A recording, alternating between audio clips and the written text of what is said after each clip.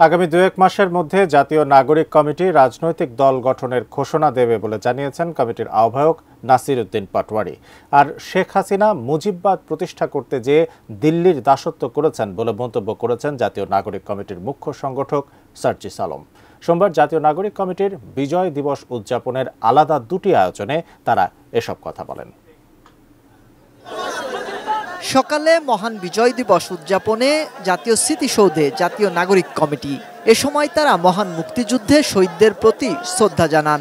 পরে সংগঠনের আহ্বায়ক নাসির উদ্দিন পাটোয়ারি সাংবাদিকদের জানান, নতুন একটি রাজনৈতিক দল গঠনের উদ্যোগ নেওয়া হয়েছে। চাঁদাবাজি, টেন্ডারবাজি থেকে মুক্ত করে বাংলাদেশকে একটি সুন্দর জায়গায় নিয়ে যেতে চায়। তারা আগামীর বাংলাদেশকে যে সুন্দরভাবে স্বপ্নভূমি দক্ষিণ এশিয়া এবং বিশ্বমঞ্চে উপস্থাপিত করতে চায়, সেই জায়গা থেকে জাতীয় নাগরিক কমিটি এবং বৈষম্য বিরোধী ছাত্র আন্দোলন আগামী তো ১-২ মাসের মধ্যে বাংলাদেশে একটি সুন্দর দল উপহার দিবে। Double million offer, Walton fridge কিনে পেতে পারেন ২০ লক্ষ টাকা, রয়েছে কোটি কোটি টাকার নিশ্চিত উপহার। বিকেলে বিজয় র্যালির আয়োজন করে জাতীয় নাগরিক কমিটি। র্যালিটি বাংলা মোটর থেকে শুরু হয়ে ঢাকা বিশ্ববিদ্যালয় ক্যাম্পাস ঘুরে জাতীয় জাদুঘরের সামনে গিয়ে শেষ হয়। সেখানে এক সংক্ষিপ্ত সমাবেশে কমিটির মুখ্য সংগঠক সার্জিস আলম বলেন, বাংলাদেশের সাথে অন্য যে কোনো দেশের সম্পর্ক হতে হবে সম্মানের ও সমতার।